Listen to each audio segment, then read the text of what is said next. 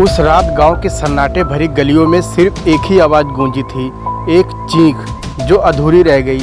और फिर खाट के नीचे रेंगता हुआ निकला एक जहरीला सांप, जिसने एक हत्या को रहस्यमय बना दिया। लेकिन सवाल ये है, क्या सांप ने मारा या फिर किसी इंसान ने? गांव सांगपुर एक छोटा सा गांव, जहां दिन की चहल पहल रात होते ही सन्नाटे में डूब जाती थी। गलियों में सिर्फ कुत्तों की भौंकने की आवाज़ और हवा के झोंकों की शोर सुनाई देता था। लेकिन 23 मार्च की रात कुछ ऐसा हुआ जिसने पूरे गांव को हिलाकर रख दिया। एक जवान लड़के अमित की लाश उसके घर की खाट पर पड़ी मिली। उसका चेहरा नीला पड़ चुका था, गले पर गहरे निशान थे और पास ही एक जहरीला सांप रेंगता हुआ दिखाई दिया। पुलिस को पहली नज़र में लगा कि शायद इसको सांप ने काटा है, लेकिन जैसे जैसे जांच आगे बढ़ी, एक ऐसी साजिश सामने आई जिसकी किसी ने कल्पना नहीं की थी। ये कहानी है प्यार, विश्वासघात और बदले की। एक ऐसी साजिश जिसमें शामिल थे लोग। रविता एक शादीशुदा औरत जिसके इश्क में एक नौजवान डूब गया। अमरदीप एक ऐसा दोस्त जो दोस्ती की आड़ में साजिश रच रहा था, क्योंकि उसकी कहानी ही इस क्राइम की चाबी है। क्या ये हत्या सांप के जहर से हुई या इंसानी दिलों के जहर से? आइए इस कहानी को शुरू से जानते हैं। सांगपुर गांव में अमित एक जाना माना नाम था। जवान, हट्टा कट्टा और थोड़ा गर्व मिजाज। वो गांव के उन लड़कों में से था जो अपनी बात मनवाने के लिए किसी भी हद तक जा सकता था। विकास और अमित की दुश्मनी पुरानी थी।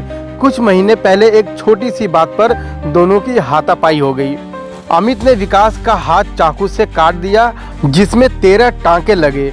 विकास के दिल में बदले की आग सुलग रही थी। विकास की जिंदगी में एक और किरदार था, रविता। रविता एक शादीशुदा औरत थी जिसके 2 बच्चे थे, लेकिन उसकी आंखों में एक अजीब सा जादू था। विकास, जो रविता के साथ खेतों में काम करता था, धीरे धीरे उसके करीब आ गया। दोनों की बातचीत शुरू हुई, मुलाकातें बढ़ने लगी और एक दिन प्यार का इजहार हो गया। रविता ने विकास को बताया कि उसका पति उसे मारता पीटता है और वो इस जिंदगी से तंग आ चुकी है। विकास, जो रविता के लिए कुछ भी करने को तैयार था, उसकी हर बात पर यकीन करता था। लेकिन रविता की जिंदगी में सिर्फ विकास ही नहीं था। अमित, जो रविता का पुराना जानकार था, उसकी जिंदगी में बार बार दखल दे रहा था। अमित ने रविता को धमकियां देनी शुरू कर दी और विकास को भी अपना निशाना बनाया। एक रात अमित ने अपने कुछ गुंडों को विकास के पीछे भेजा, जो उसे रास्ते में रोककर धमकाने लगे। विकास डर गया, लेकिन उसका गुस्सा और बढ़ा। एक दिन रविता ने विकास से मिलकर अपनी परेशानी बताई। उसने कहा, अमित मुझे तंग करता है, वो मुझे मारने की धमकी देता है, कुछ करो विकास। विकास ने सुझाव दिया कि वो पुलिस से शिकायत करे, लेकिन रविता ने मना कर दिया। उसने कहा, पुलिस कुछ नहीं करेगी, हमें ही कुछ करना होगा। और फिर यहीं से कहानी ने खतरनाक मोड़ ले लिया। रविता ने विकास को एक खौफनाक सुझाव दिया, सांप। उसने कहा, अगर अमित को सांप काट ले तो कोई शक नहीं करेगा, ये हादसा लगेगा। विकास को पहले ये बात अजीब लगी, लेकिन रविता बार बार कहने पर वो मान गई। रविता ने उस लड़के राजकुमार का नंबर दिया, जो गांव में सांप पकड़ने का काम करता था। विकास ने राजकुमार से बात की और 1000 रुपये में जहरीला सांप खरीद लिया। लेकिन सांप अकेले काफी नहीं था। रविता ने विकास को एक और शख्स से मिलवाया, अमरदीप। अमरदीप विकास का पुराना दोस्त था, जो हमेशा पैसों की तंगी में रहता था। रविता ने अमरदीप को कुछ पैसों का लालच दिया और वो इस साजिश में शामिल हो गया। अब तीनों ने मिलकर एक प्लान बनाया, अमित को मारना और सांप को हत्या का जरिया बनाया। 23 मार्च की रात गांव में सन्नाटा था। अमित अपने घर में अकेला था और शराब के नशे में धुत।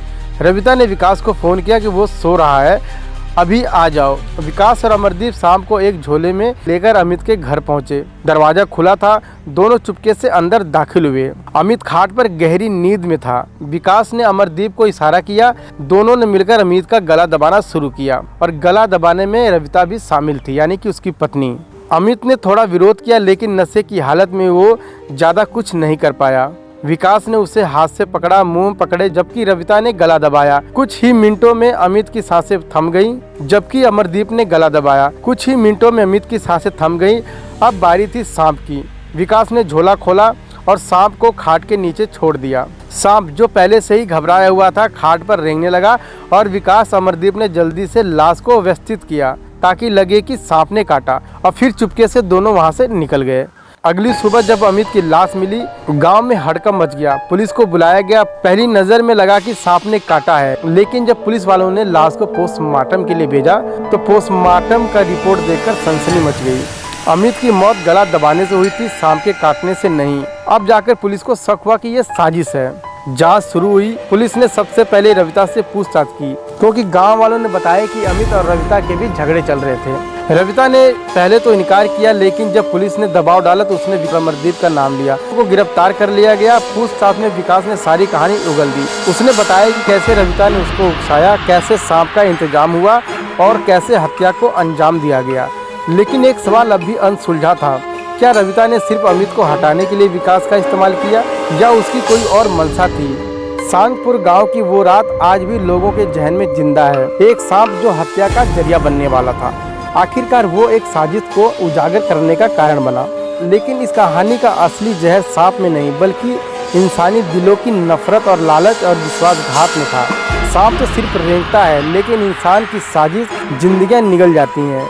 तो दोस्तों, ये कहानी आप लोगों को कैसी लगी? अपनी राय हमें कमेंट बॉक्स में जरूर दें। अगर चैनल पर नए हैं तो प्लीज़ सब्सक्राइब करना बिल्कुल ना भूलें। धन्यवाद।